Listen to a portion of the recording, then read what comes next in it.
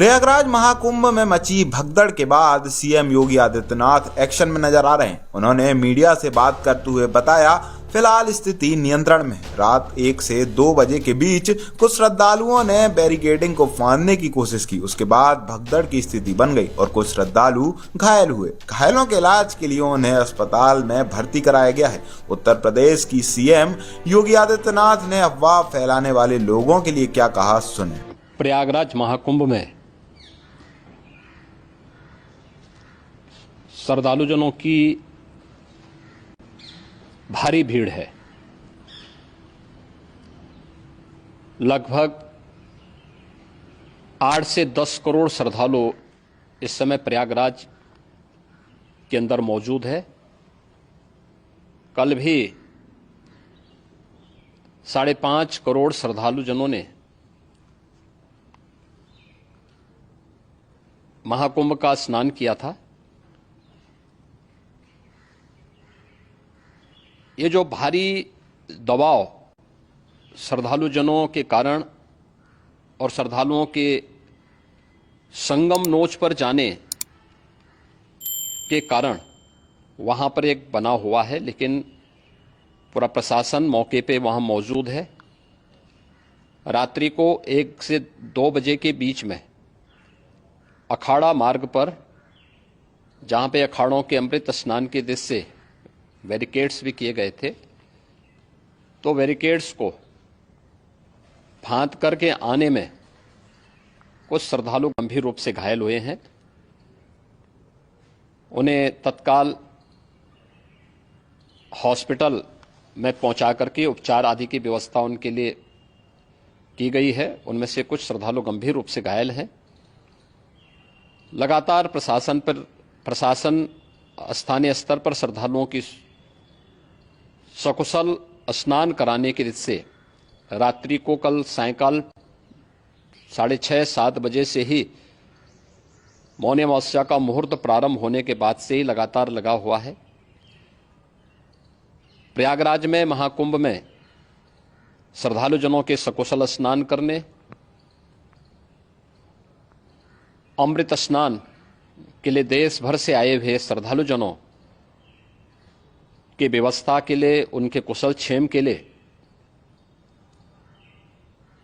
आदरणीय प्रधानमंत्री जी का प्रातःकाल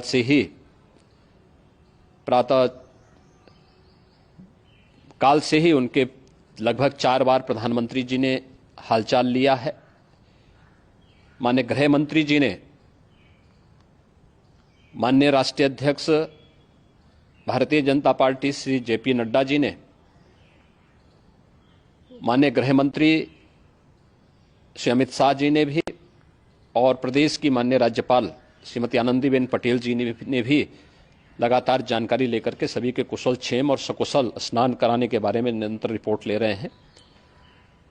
हम लोगों की प्रातःकाल से ही श्रद्धालुजन जो भी आए हैं वे स्नान कर सकें, इसके लिए यहाँ पे उच्च स्तरीय बैठक भी चल रही है, जिसमें मुख्य सचिव भी हैं, डीजीपी हैं, प्रमुख सचिव गृह हैं, मुख्यमंत्री कार्यालय के अपर मुख्य सचिव के साथ एडीजी लॉ एंड ऑर्डर के साथ साथ अन्य वरिष्ठ अधिकारीगण मौजूद हैं। प्रयागराज में हालात वर्तमान में नियंत्रण में हैं, लेकिन भीड़ का दबाव बहुत बना हुआ है। अखाड़ा परिषद से जुड़े हुए पदाधिकारियों के साथ मैंने स्वयं भी बातचीत की है।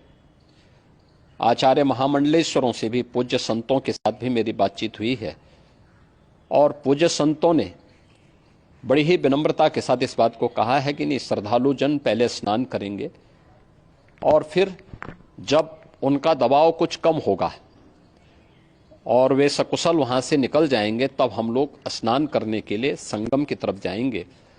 अभी पहले श्रद्धालु जनों को, चूंकि देश भर से आए हैं, तो इसके लिए उन्हें सभी अखाड़े इसके लिए सहमत हैं और सभी लोग इस व्यवस्था के साथ जुड़े हुए हैं।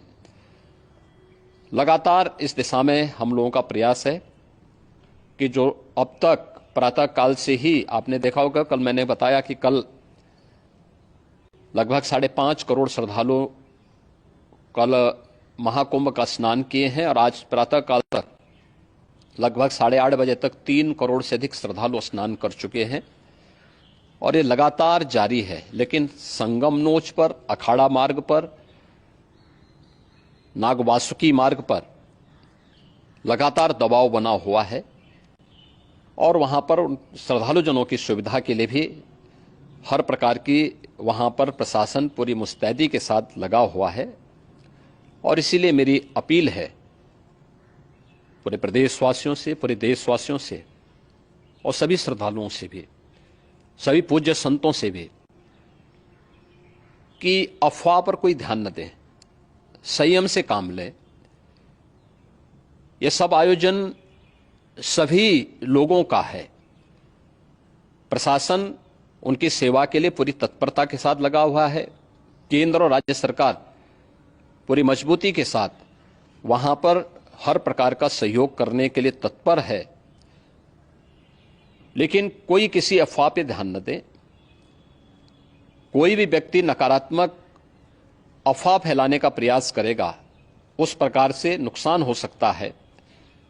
और जहां पर हैं आप, लगभग 15 से 20 किलोमीटर के दायरे में अस्थायी घाट बनाए गए हैं, उसमें कहीं भी वे स्नान कर सकते हैं।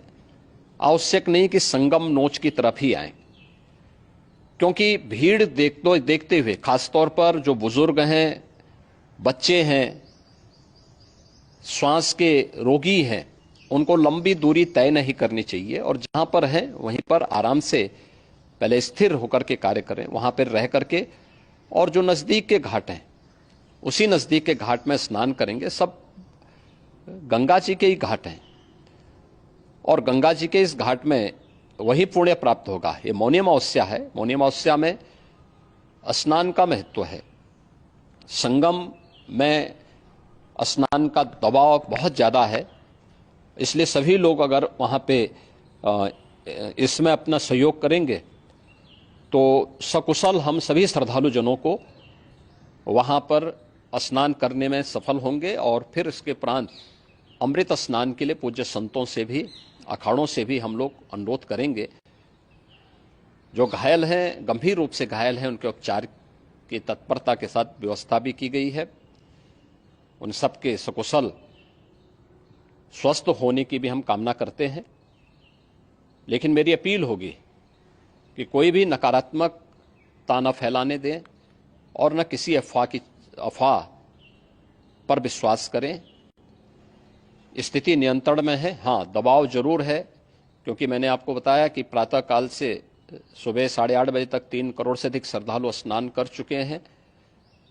और पूरे मेला क्षेत्र में अगर हम देखेंगे, प्रयागराज में हम देखेंगे तो लगभग 9 से 10 करोड़ श्रद्धालु इस समय वहां पर मौजूद है, जिसमें से 3 करोड़ यह वापस जा रहा है। इसके लिए रेलवे ने भी मेला स्पेशल लगाई हुई है। प्रातःकाल से लगभग 40 मेला स्पेशल प्रयागराज स्टेशन से, जोशी स्टेशन से, अन्य स्टेशन से श्रद्धालुओं को लेकर के सकुशल स्नान कराने के बाद उनको लेकर के गंतव्य की ओर आगे बढ़ी है।